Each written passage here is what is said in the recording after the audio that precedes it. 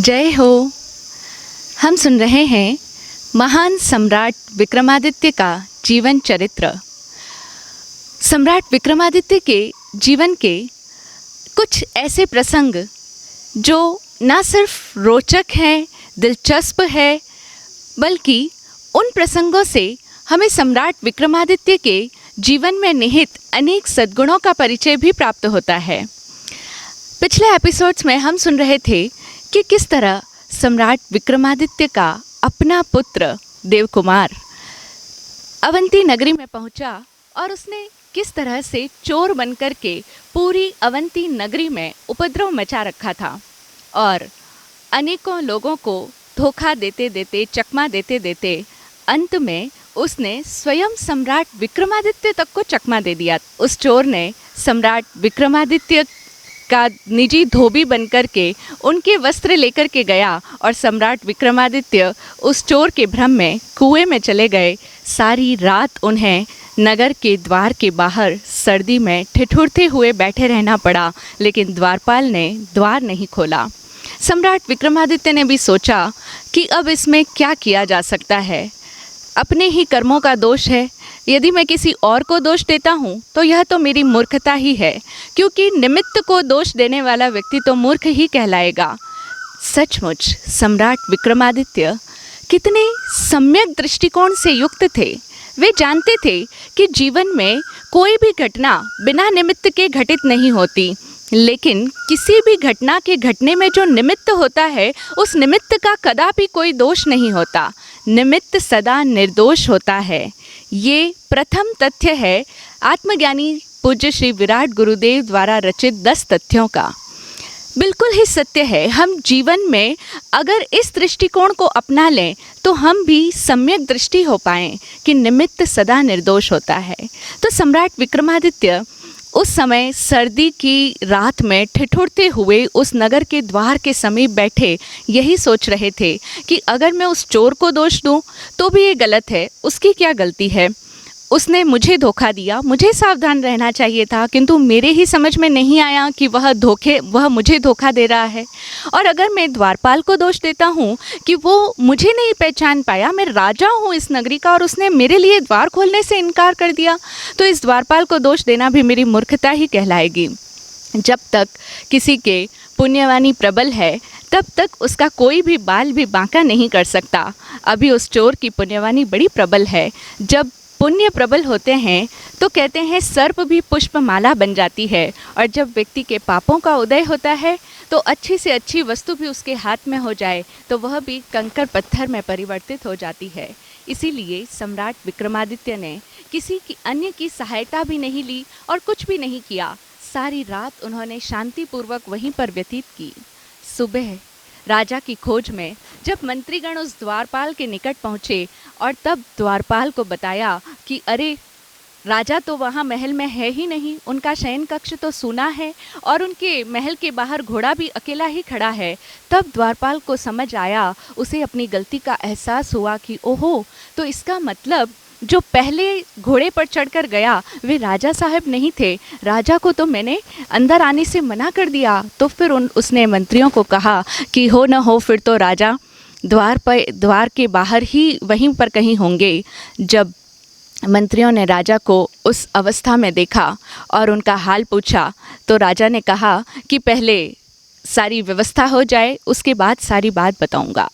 द्वारपाल ने भी जैसे ही देखा कि अरे ये राजा थे और सचमुच मुझसे तो बड़ी भारी भूल हो गई, उसने बड़ी क्षमा मांगी। उसने कहा प्रजानाथ मुझे क्षमा करें, मैं समझ ही नहीं पाया कि आप ही राजा हैं। अनजाने में मुझसे इतनी बड़ी भूल हो गई, मेरी गलती के कारण, मेरी इस धृष्टता के कारण आपको सारी रात ठंड में ठिठुरते रहना पड़ा। लेकिन सम्राट विक्रमादित्य की उदारता और सम्यक दृष्टिकोण देखें कि उन्होंने उस समय भी द्वारपाल से कुछ न कहा। उन्होंने कहा कि नहीं द्वारपाल, द्वारपाल, तुम्हारी तो कोई भी भूल नहीं है। तुमने तो अपनी कर्तव्य निष्ठा का ही परिचय दिया है। तुम्हारे जैसे द्वारपालों के होने से ही तो हमारा राज्य, हमारा नगर सुरक्षित रहता है।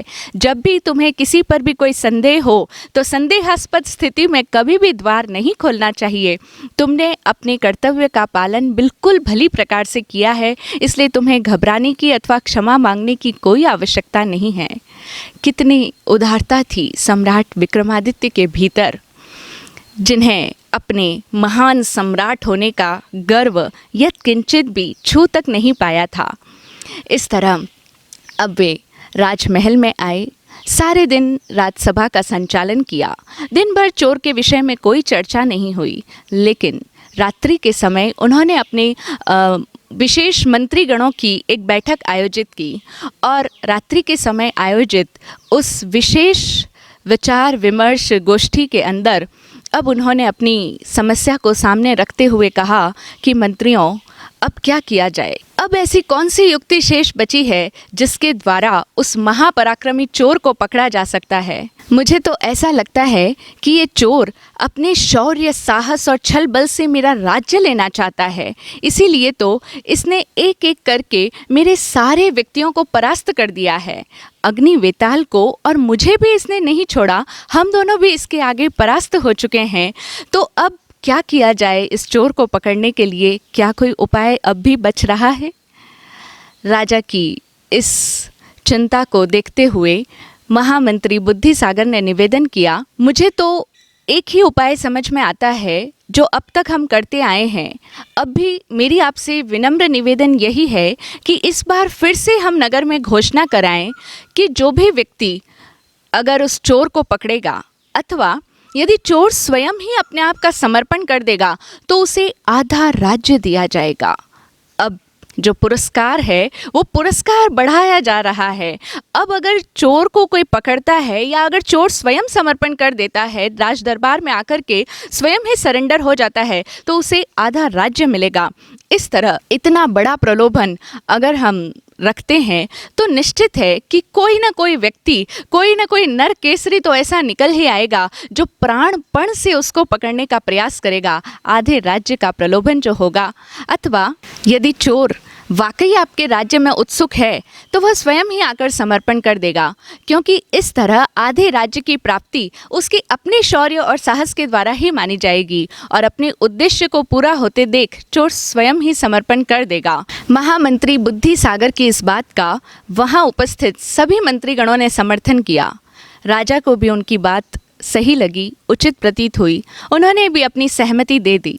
बस फिर क्या था, दूसरे ही दिन नगर में पटह बजाकर घोषणा कराई गई कि जो कोई व्यक्ति अगर इस चोर को पकड़ने का हिम्मत रखता है तो उसे आधा राज्य पुरस्कार में प्राप्त होगा, अथवा यदि चोर स्वयं भी समर्पण कर देगा तो भी उसे आधा राज्य पुरस्कार में मिलेगा। नगर में जो यह घोषणा हो रही है उसे सुनकर अब देव कुमार, जो कि सर्वहर चोर के नाम से काली वेश्या के यहाँ निवास कर रहा था, अब वह काली वेश्या से कहता है, सुलोचने, अब तुम्हारे कल्याण का समय आ गया है। अब तुम इस पटह को स्पर्श कर लो। तुम्हारे द्वारा मैं राजा तक पहुँचूंगा और तुम्हें आधा राज्य इनाम में मिलेगा। देवकुमार की ये बात सुनकर काली वेश्या ने कहा, आधा राज्य मुझे नहीं मिलेगा। राजा तो मुझे जिंदा भी नहीं छोड़ेंगे। जब राजा को यह मालूम चलेगा कि मैंने तुम्हें अपने यहाँ पर आश्रय दिया, राजा मुझे किसी भी कीमत पर जिंदा नहीं छोड़ने वाले हैं और मैं जानबूझकर मौत के मुंह में गिरना नहीं चाहती। काली वेश्या को इस तरह भयभीत होते हुए देखकर देवकुमार मन ही मन मुस्कुराने लगा और उसने कहा कि आप हर बार इसी तरह से डरती रहती है और शंका करती रहती है, लेकिन जब जब भी आप भयभीत हुई हैं, शंकित हुई है, आपकी हर शंका निर्मूल निकली है। आपकी शंका केवल भ्रम ही है। इस बार भी आपको डरने की अथवा शंका करने की कोई आवश्यकता नहीं है। आप निशंक होकर के उस पटह का स्पर्श कर लीजिए। आपके द्वारा हम राजा तक पहुँचेंगे और आपको भी उचित पुरस्कार प्राप्त होगा।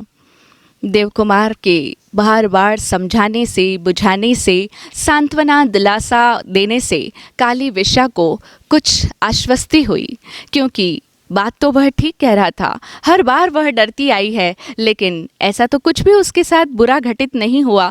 देवकुमार ने हर बार उसके डर को कोरा भ्रम ही सिद्ध कर दिखाया था। इसीलिए अब अपने मन को हिम्मत बंधाती काली वेश्या किसी तरह बाहर आई और उसने नगर में बज रहे उस पटह को स्पर्श किया।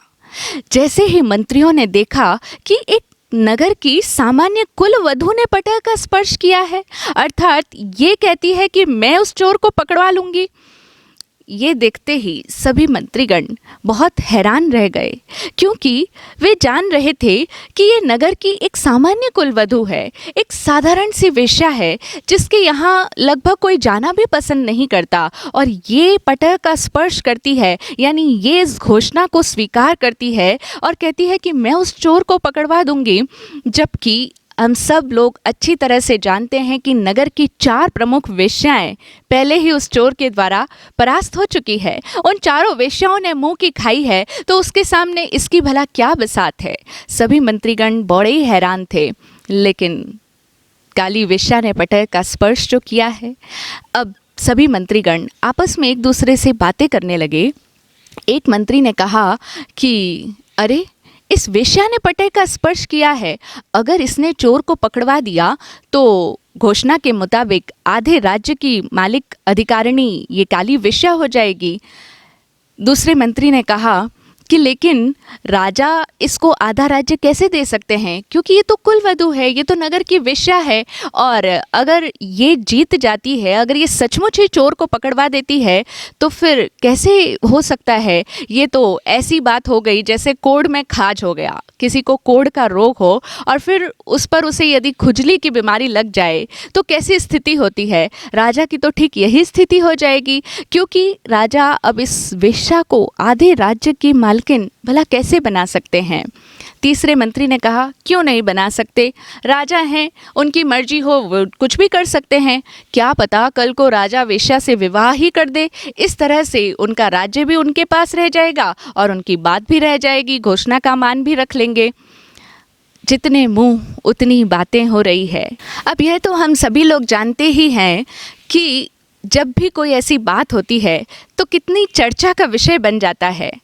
चर्चा तो हर छोटी छोटी बात पर, हर छोटे छोटे मुद्दों पर होती ही रहती है, और फिर जिसके मन में जो आता है वो उस तरह की बात करता है। जिसके भीतर जिस तरह का विचार रहता है उसी तरह का विचार वो सामने प्रकट करता है। तो अब सभी मंत्रीगण आपस में अपने अपने विचार चर्चा कर रहे हैं, लेकिन अंततः जो बात हुई है उसे यथास्थिति राजा के सम्मुख प्रस्तुत तो करना ही था। तो जाकर के सबने निवेदन किया कि सम्राट, हमारे ही नगर की एक सामान्य सी कुलवधू है जिसका नाम है काली वेश्या, उसने पटह का स्पर्श किया है और वह चोर को पकड़वाने के लिए आगे आई है। राजा ने अपने सेवकों को भेज दिया। राज सेवक पहुँचे काली वेश्या के निवास स्थान पर और जाकर के उससे कहा कि आपने पटह का स्पर्श किया है, इसीलिए हम आपको लेने के लिए आए हैं। आपको राजा ने अभी तुरंत राज दरबार में बुलाया है, आप चोर को कब तक पकड़वाएंगी। यह बात सुनते ही काली वेश्या ने उनसे कहा, ठहरिए, और वह भीतर जाकर के उस चोर से यानी देवकुमार से कहने लगी कि चलो, राजा के सेवक हमें बुलाने के लिए आए हैं, अब तुम शीघ्र ही मेरे साथ चलो, राज दरबार में हमें इसी समय उपस्थित होने के लिए बुलावा आ गया है।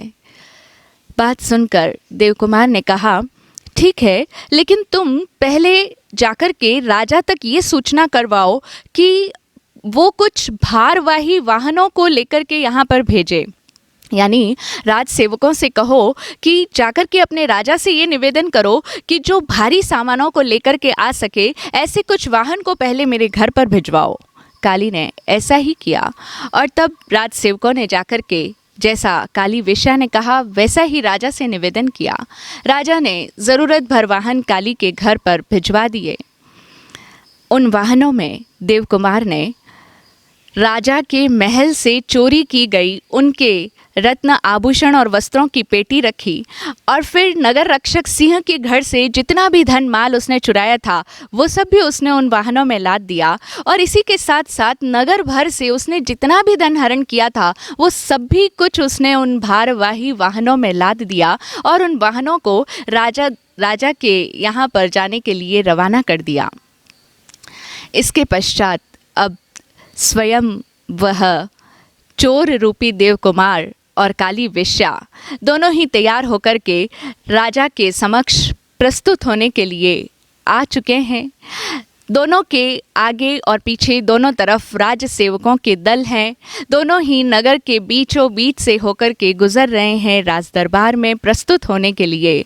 अब इतने दिनों से जिस चोर का पूरी नगरी में आतंक मचा हुआ था और जो जो लोग उसके विक्टिम बने थे उन सब लोगों के मन में तो उत्सुकता थी ही, ना सिर्फ उनके बल्कि पूरे नगर भर के प्रत्येक व्यक्ति के मन में उत्सुकता थी कि आखिर काली वेश्या किस चोर को पकड़वा रही है, कैसा होगा वह चोर, कितना पराक्रमी है वह, कितना शौर्यवान है, कैसा अद्भुत साहसी है।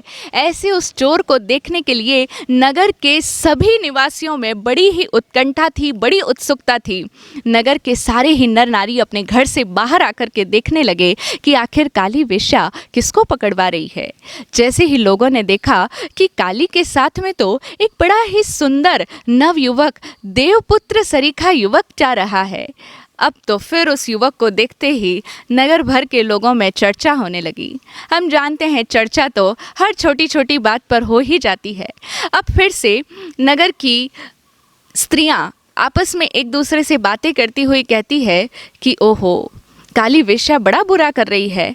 काली वेश्या धन के लालच में आकर के ऐसे सुंदर देवपुत्र सरीखे युवक को चोर बताकर राजा के सामने प्रस्तुत करने ले जा रही है। दूसरी स्त्री ने कहा, अगर मुझे आधे राज्य का तो क्या, मुझे पूरे राज्य का या कहो 3 खंड के राज्य का भी प्रलोभन दिया गया होता तो भी ऐसे सुंदर नव युवक को चोर बनाकर पकड़वाने के लिए मैं कभी भी राजी नहीं होती। तीसरी स्त्री उसके मन की बात कह रही है, लेकिन उन सभी स्त्रियों के बीच में एक वृद्ध स्त्री थी। उस वृद्ध स्त्री ने कहा कि सब अपने अपने मन की बातें रहने दो ना, अभी हमें देखना है आखिर होता क्या है।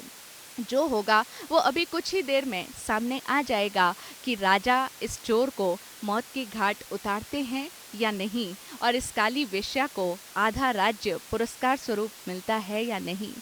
उत्कंठा सभी की अपने चरम तक पहुंच चुकी है।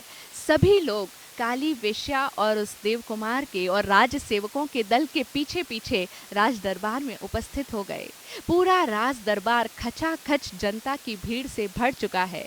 दर्शकों की दीर्घाओं में लोग समा नहीं रहे हैं। इतने अधिक लोग आतुर है राजा का न्याय देखने के लिए कि अब राजा किस तरह से दंडित करते हैं उस चोर को, जिसने नगर के सभी बड़े बड़े पुरुषों को चकमा दे दिया है, यहाँ तक कि स्वयं सम्राट विक्रमादित्य भी जिसकी चपेट से बच नहीं पाए। अब आखिर वह घड़ी आ ही गई। देवकुमार और वेश्या दोनों ही राजा के सम्मुख आकर के उपस्थित हो गए हैं। देवकुमार को देखते ही सम्राट विक्रमादित्य के हृदय का स्वाभाविक प्रेम जागृत हो गया। हृदय की भाषा को समझता है। सम्राट के मन में उस चोर को देखकर कोई बुरा भाव नहीं आ रहा। सम्राट तो क्या, नगर के किसी भी व्यक्ति के मन में उसको देख करके, उसके इतने सुंदर सलोने रूप को देख करके कोई भी व्यक्ति ये मानने को तैयार नहीं हो रहा कि ये चोर है। सभी लोग एक ही बात मान रहे हैं कि हो न हो इस काली वेश्या ने आधे राज्य के लोभ में आकर के ऐसे ही किसी युवक को चोर बना करके यहाँ प्रस्तुत कर दिया है। सभी लोग काली वेश्या को, इस सुंदर नवयुवक को जो कि देवपुत्र जैसा दिखता है, उस सुंदर युवक को यहाँ पर चोर के रूप में प्रस्तुत करने के लिए उसे अपराधी और दोषी समझ रहे हैं। लेकिन जैसा हम मानते हैं, ज़रूरी तो नहीं कि वह वैसा ही हो। हालांकि हम सभी लोग अपने जीवन में घटित होने वाली प्रत्येक घटना में जो कुछ भी हमारे सामने होता है, हम उस घटना की अपने अपने मन से कोई ना कोई राय बनाते हैं, अपने मन से उसके प्रति कोई ना कोई निष्कर्ष निकाल देते हैं। सब लोग कोई भी बात को सुनते ही एक कंक्लूजन पर पहुंच जाते हैं। यह हम सबके मन से निकलने वाली एक स्वाभाविक प्रतिक्रिया है।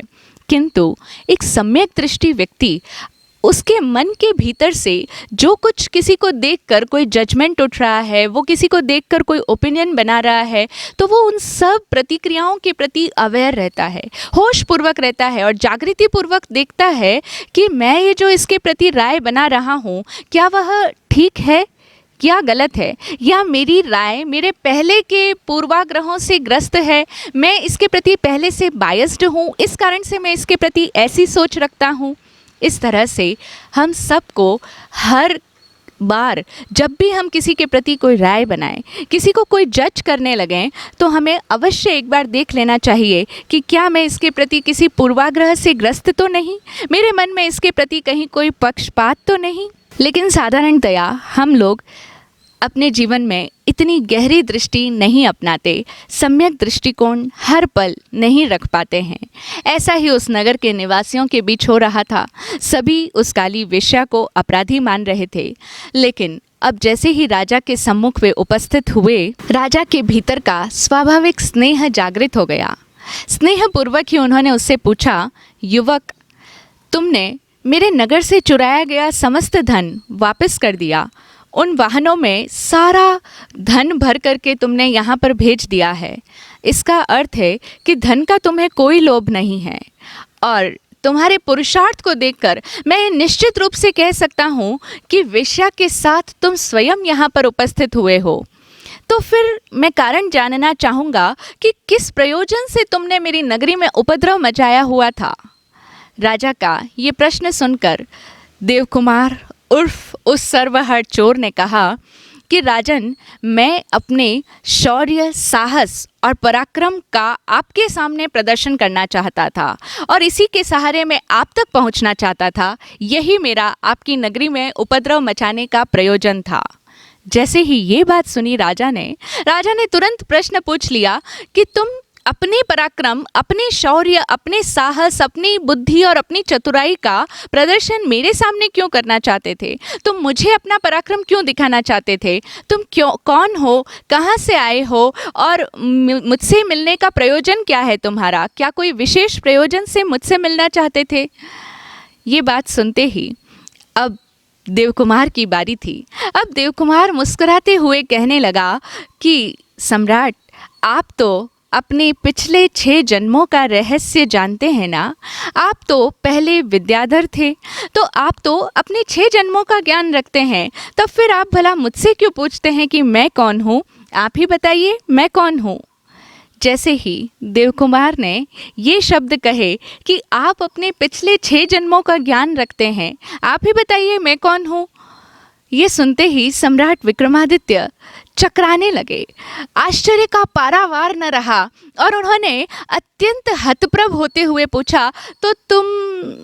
इतना सुनते ही देवकुमार ने कहा, हाँ, मैं प्रतिष्ठानपुर के महाराजा शालीवाहन का दौहित्र, देवी सुकोमला का अंगजात, अवंती नरेश सम्राट विक्रमादित्य अपने पिता के चरणों में प्रणाम करने आया हूँ। यह सुनते ही सम्राट विक्रमादित्य तुरंत अपने सिंहासन से उठे अपने पुत्र को हृदय में समाने के लिए, लेकिन देवकुमार ने अपने पिता के चरणों में प्रणाम किया और तत्पश्चात पिता और पुत्र का मिलन हुआ। सम्राट विक्रमादित्य ने उसे अपने समीप ही सिंहासन पर, आधे सिंहासन पर बिठाया और पूछा, पुत्र, लेकिन तुमने ये कैसे जाना कि मैं तुम्हारा पिता हूँ?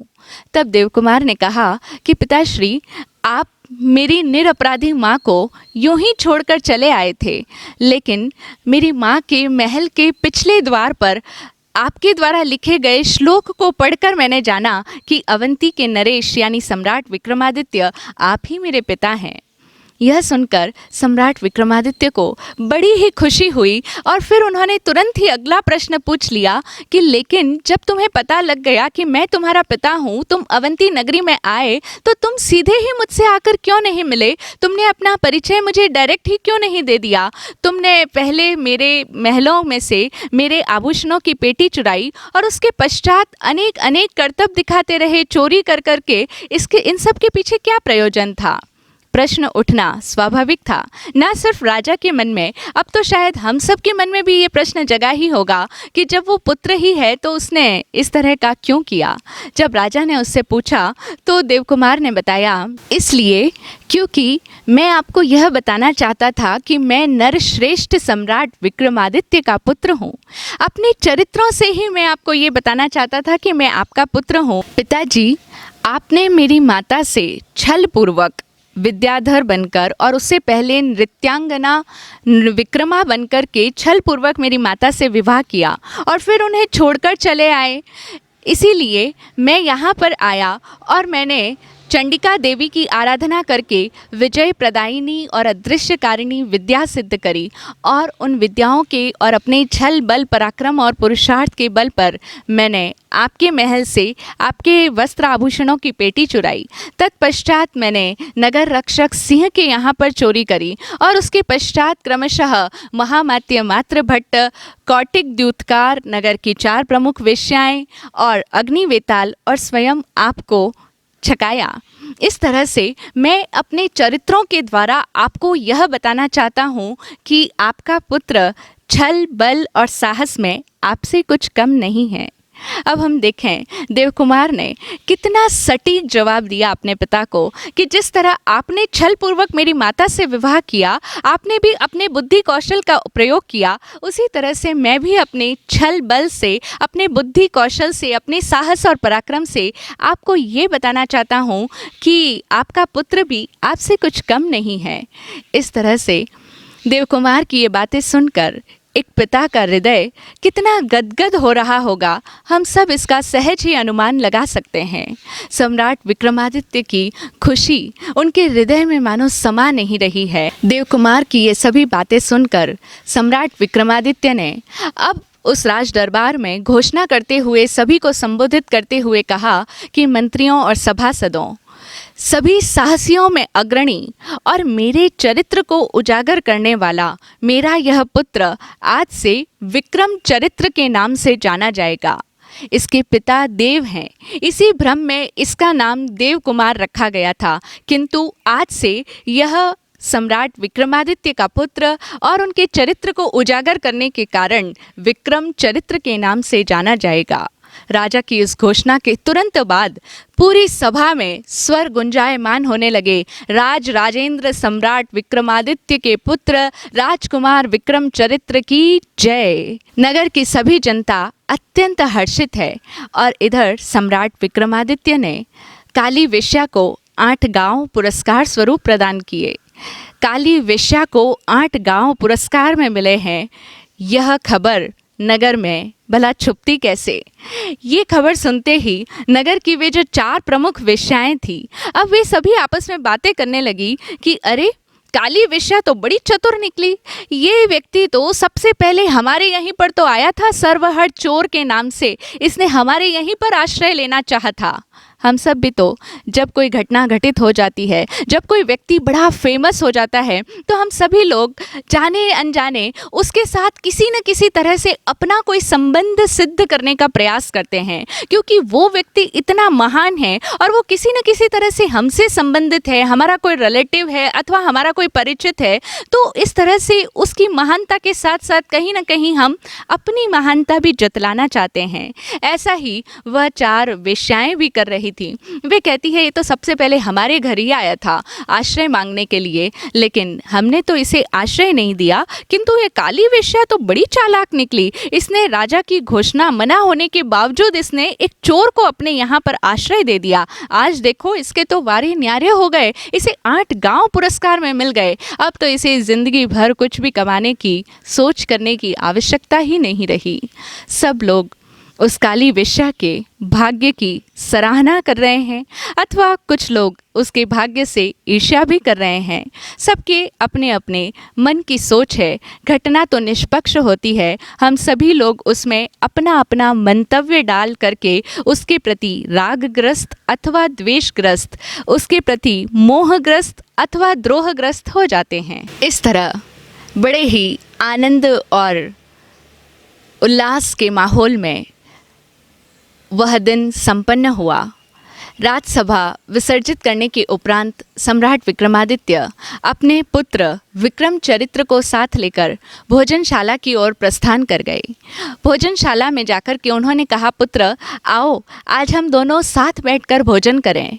लेकिन तभी विक्रमचरित्र ने कहा, पिताश्री मुझे क्षमा करें, मैं इस समय आपके साथ भोजन ग्रहण नहीं कर सकता, क्योंकि प्रतिष्ठानपुर से प्रस्थान करते समय मैंने माता के सामने ये प्रतिज्ञा की थी कि जिस समय मैं अपने पिताश्री से मिल जाऊंगा मैं तुरंत बिना कुछ अन्न जल ग्रहण किए तुरंत वापस प्रतिष्ठानपुर के लिए लौट आऊँगा, और जब तक मैं प्रतिष्ठानपुर के लिए ना निकलूं तो उससे पहले मैं अन्न का एक कण भी अपने मुंह में ग्रहण नहीं करूँगा। जब मैं प्रतिष्ठानपुर के लिए प्रस्थान कर जाऊँगा तभी मार्ग में मैं अन्न जल लूँगा, उससे पहले नहीं। इस तरह मेरी माँ के सामने ली हुई प्रतिज्ञा मैं भंग नहीं कर सकता। ये बात सुनते ही सम्राट विक्रमादित्य के नेत्र सजल हो उठे, उनका हृदय करुणार्द्र हो उठा और उन्हें अपनी उस प्रियतमा सुकोमला की स्मृति हो आई। उसकी याद में उनकी आंखों से अश्रुधारा भी गिरने लगी। अत्यंत भावुक होते हुए सम्राट ने अपने पुत्र से कहा, पुत्र दैव प्रभाव से मेरी बुद्धि ऐसी कुंठित हो गई कि इतने वर्षों तक मुझे सुकोमला का स्मरण ही नहीं हुआ। मैंने पता नहीं क्यों उसका इतने वर्षों तक त्याग कर दिया। अब मैं अपने किए पर पछता रहा हूँ। राजा बड़े ही भावुक हो चुके हैं। यह स्थिति देखकर विक्रमचरित्र अपने पिता को कहता है कि पिताश्री इसमें आपका कोई दोष नहीं, ये सब तो कर्मों की गति है और हम जानते हैं कि कर्मों की गति बड़ी विचित्र है।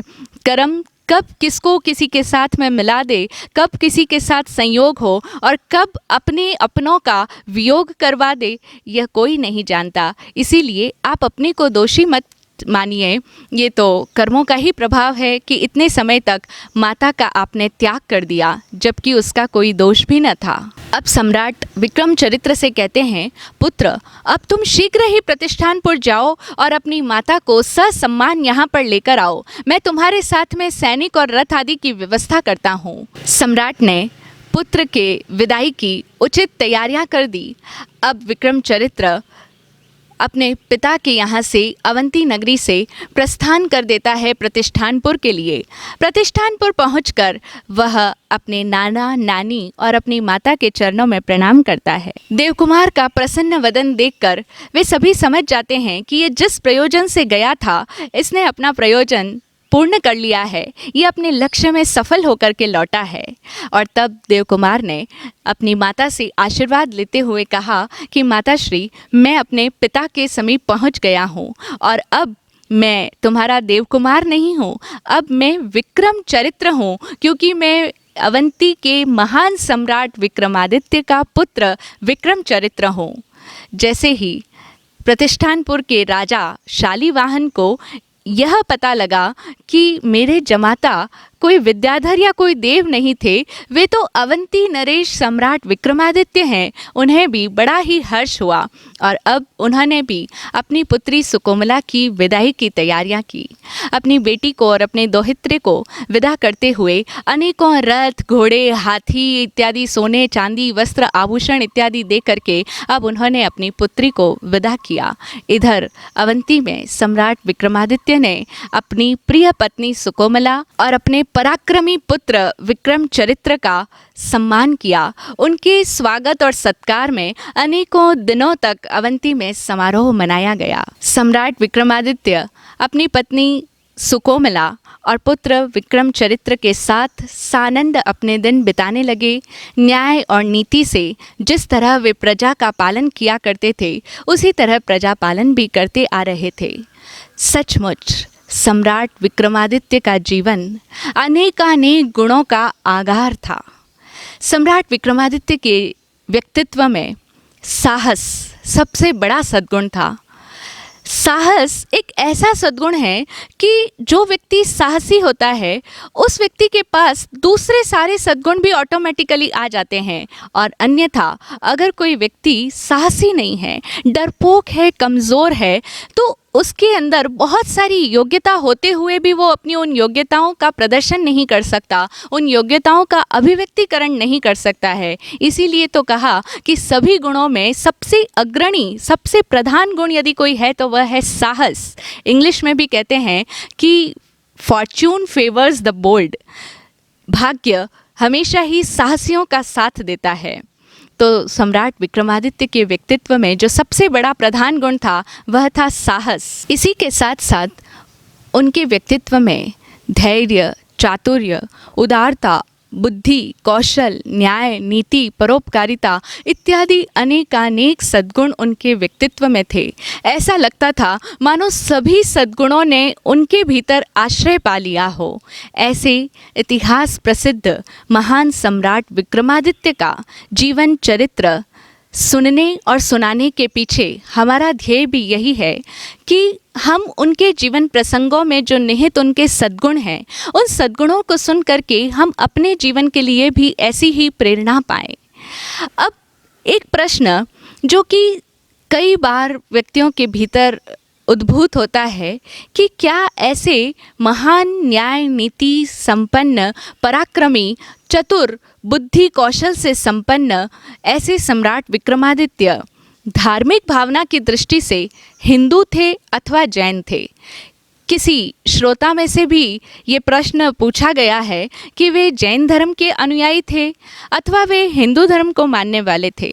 तो इस प्रश्न का उत्तर यह है कि सम्राट विक्रमादित्य सभी धर्म परंपराओं का आदर करते थे, क्योंकि हमने उनके जीवन को सुनते हुए यह जाना कि उनके भीतर कितने महान सद्गुण थे। वे ऐसे सद्गुणों के आगार महापुरुष कभी किसी एक परंपरा या एक परिपाटी से बंध कर उसके प्रति सपक्ष नहीं होते हैं, वे सभी के गुणों का आदर करते हैं। ऐसे ही सम्राट विक्रमादित्य के लिए भी इतिहासकारों का यही कहना है कि वे सभी धर्म परंपराओं का आदर करते थे। जीवन के उत्तरार्ध में जब उनका संपर्क महान जैनाचार्य सिद्धसेन सूरी के साथ हुआ, तब से उनके भीतर जैन धर्म के प्रति अत्यंत अनुराग भाव बढ़ गया था और उसके पश्चात वे जैन धर्म के प्रति अत्यंत श्रद्धा और आदर का भाव रखने लगे थे। यही कारण रहा कि हिंदू कवियों की अपेक्षा अनेकानेक जैन कवियों ने सम्राट विक्रमादित्य के जीवन चरित्र को कलमबद्ध किया है। अनेक ग्रंथों का प्रणयन हुआ जिनमें सम्राट विक्रमादित्य के जीवन चरित्र से उनके अनेक जीवन प्रसंगों से संबंधित कथाएं प्राप्त होती है। तो इसीलिए हम भी ऐसे सम्राट महान जो कि अपने युग के प्रवर्तक रहे, क्योंकि उनके नाम से नए संवत्सर का प्रारंभ हुआ था। आज भी हम विक्रम संवत बोलते हैं। ये विक्रम संवत उन्हीं महान सम्राट के समय में प्रारंभ हुआ था। तो ऐसे संवत्सर का प्रारंभ करने वाले जिनके नाम से संवत का प्रारंभ हुआ, तो हम समझ सकते हैं कि वे निश्चित ही कितने महान राजा हुए होंगे। ऐसे ही सम्राट विक्रमादित्य का जीवन चरित्र, उनके जीवन से जुड़े कुछ प्रसंग हम सुन रहे हैं। अभी हम और भी उनके जीवन के उत्तरार्ध में घटित हुए कुछ प्रसंगों को सुनेंगे कि किस तरह से एक समय उनका संपर्क हुआ महान जैनाचार्य सिद्धसेन सूरी के साथ में और किस तरह से उनके जीवन की दिशा ही बदल गई, किस तरह से उन्होंने अपने जीवन में ज्ञान गुण को ग्रहण किया और उस ज्ञान को पाकर के उनका जीवन कितना धन्य धन्य हो गया। हम सभी उन घटनाओं को सुनते हैं समय के साथ साथ। आज इतना ही। ओम शांति, जय हो।